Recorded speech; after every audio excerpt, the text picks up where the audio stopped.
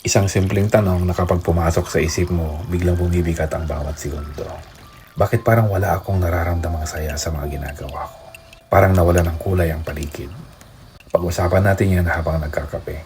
Dati excited ka kapag gumigising, may mga bagay kang hinihintay, kinagigiliwan.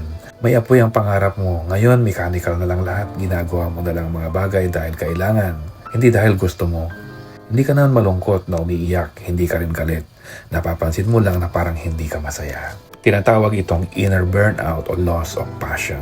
Nangyayari ito kapag masyado mong ibinuhos ang sarili mo sa mga bagay na walang natitira para sa iyo. Napuno ang Google Calendar mo pero nakalimutan mong ang apoy kapag hindi naalagaan, natural na namamatay.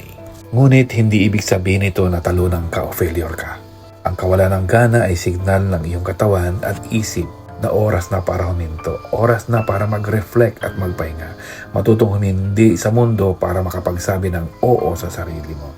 Baka parte yan ng pagiging we are still becoming. Remember, He restore my soul.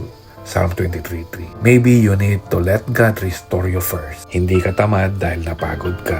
Hindi ibig sabihin na wala ka ng purpose dahil nawalan ka ng gana. Maaaring ito yung panahon where God is teaching you how to rest before you walk again.